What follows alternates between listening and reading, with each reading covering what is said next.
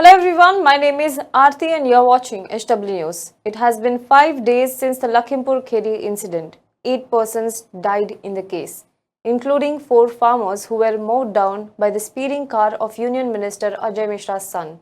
4 others died in the violence that followed. Several videos of the October 3rd incident have come out. Eyewitness accounts from the spot have been widely reported. The majority of them point towards the involvement of Ajay Mishra's son Ashish Mishra. Eyewitnesses injured have confirmed on camera that Ashish Mishra was present in the vehicle, a Mahindra Thar that moved down the farmers who were protesting. And despite this, the UP police has not yet arrested Ashish Mishra. The minister and his son, on the other hand, claim that Ashish Mishra was not present at the spot when the incident took place. According to reports before the October 3rd protest, it was a speech of Ajay Mishra that had provoked the farmers to gather in large numbers and show black flags to UP Deputy Chief Minister Keshav Prasad Maurya and Ajay Mishra. It is also to be noted how despite all these evidence and serious allegations, Ajay Mishra continues to remain in the Modi cabinet, that he is neither reprimanded nor reminded of Raj Dharma. Instead, he is given a patient hearing by Home Minister, leave alone taking the responsibility of the incident in a shameless display of a thick skin that he has developed over time. He even went to an official event as a chief guest today. Ironically enough, Union Minister of State for Home Affairs, Ajay Kumar Mishra, attended the event of Bureau of Police Research and Development. After the videos emerged on social media for the past few days, there was a cloud of uncertainty on the event and the participation of the minister. But today, the minister arrived in his official vehicle to attend this event. But media was not allowed to cover this event. In fact, yesterday, several reports quoting government sources said that the government is in no mood to remove Mishra from the cabinet. Government sources ruled out the resignation of Mishra, terming the uproar over Lakhimpur Kheri killings as an opposition conspiracy to defame the Modi government. The sources pointed out that a judicial inquiry had been ordered into the incident and that there was no question of sacking the minister. So who is this minister? Is he so important for Modi ministry, and why is PM Modi not seeking his resignation? Let us discuss this in today's video, but before that, if you are watching this video on YouTube, please make sure you subscribe to our channel. If you like the videos that we make, please do give us super thanks. Comment below this video, subscribe to our channel, like this video, and if you are watching this video on Facebook, please do like our page and share this video to as many people as possible. Now, Ajay Mishra Teni, who is at the center of this Lakhimpur Kheri incident, was inducted into the Union Cabinet recently during cabinet expansion. The two-term MP from Lakhimpur Kheri was the only Brahmin face from Uttar Pradesh to find a berth in the cabinet. Mishra used to be an office bearer in the BJP's Lakhimpur Kheri unit before winning as an MLA from the Nighasan Assembly segment of Lakhimpur Kheri constituency in 2012. In 2014, he contested Lok Sabha election for the first time and won by 1 lakh votes over his nearest BSP rival. In the 2019 Lok Sabha election, he doubled his victory margin to over 2 lakh votes against an SP candidate. Since 2014, when he was elected for his first term as an MP, Mishra has been a member of several parliament committees. His induction in the Modi cabinet recently was seen as a move by the BJP to pacify the Brahmin vote bank in Uttar Pradesh, who were upset over poor representation ahead of state assembly election. But the minister also has an illustrious criminal record. Union Minister of State for Home Ajay Mishra was once a history sheeter of Tikunia police station in Lakhimpur, although Ajay Mishra's history sheet has now been rejected by the order of High Court.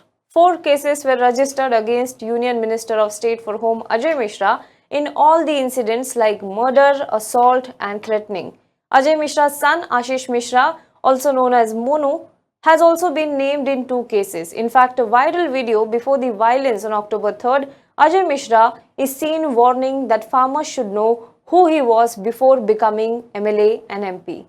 Now let us look at through these cases one by one. First one, on August 5th, 1990, 8 people were booked along with Ajay Mishra at Tikunia police station. He was charged with assault armed with weapons. On July 8th, 2000, 4 people, including Ajay Mishra, were named in the murder of Prabhat Gupta. On August 31, 2005, the village head of Tikunia lodged a case of assault and rioting by barging into the house against 4 people, and that also included Ajay Mishra. On November 24, 2007, the fourth case of assault was registered against 3 people, including Ajay Mishra. Now, Ajay Mishra's son Ashish Mishra was also named in the 2005 and 2007 assault case against Ajay Mishra.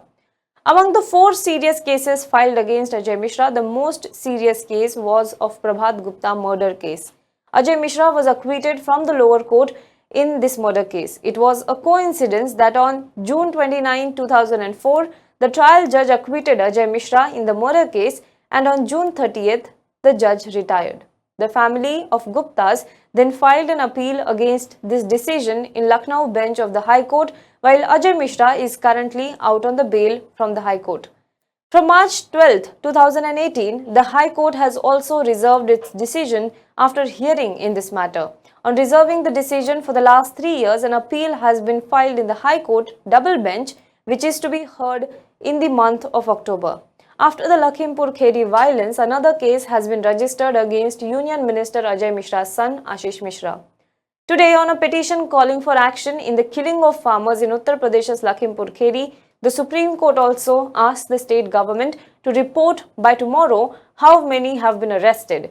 The court also asked the government to file a status report tomorrow specifying actions taken and the 8 who were killed on Sunday during a protest against Union Minister Ajay Mishra's visit. Meanwhile, Lucknow police has indicated that 2 persons accused in the Lakhimpur violence have been taken into custody for questioning, and summons have been sent to the main accused, Ashish Mishra, who is son of Union Minister Ajay Mishra. Now the question is, why after all of this is Modi government not seeking the resignation of the tainted minister? Let alone seeking resignation, the Modi government is seen ignoring the Lakhimpur incident by turning a blind eye towards the events in the run-up to horrific violence. This also has become the union government's method to deal with the issues.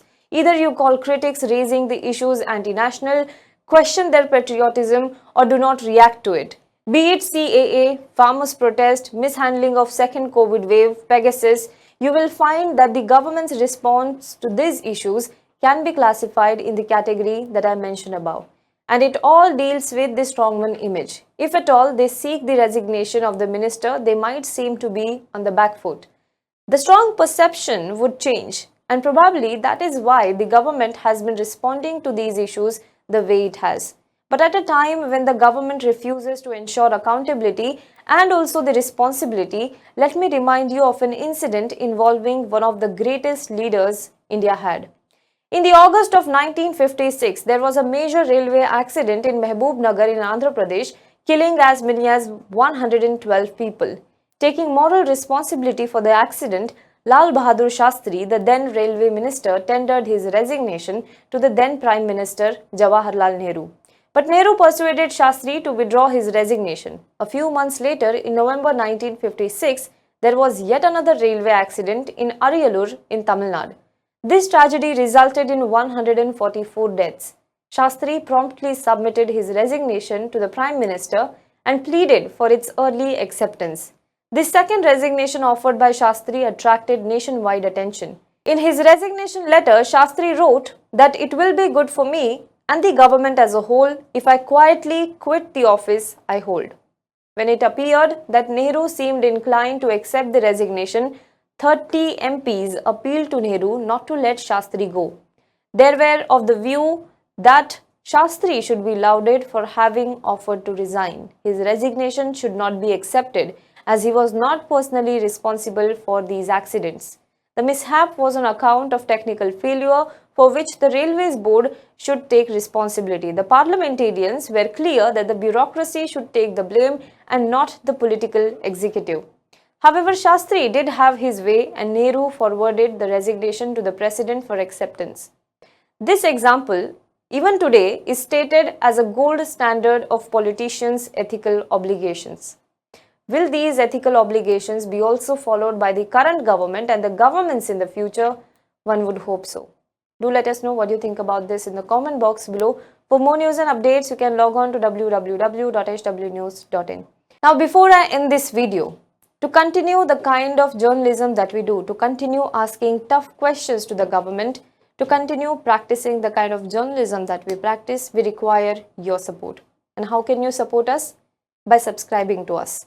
Go to our website www.hwnews.in and go to the topmost bar where support tool is mentioned. So you can click on the support on the topmost toolbar, and then you can find out the subscription plans that are available on our website. You can subscribe to us, you can select the plan that suits you, and you can support us. Pay us so that we can continue to grow this community of people who believe in true journalism. Thank you so much.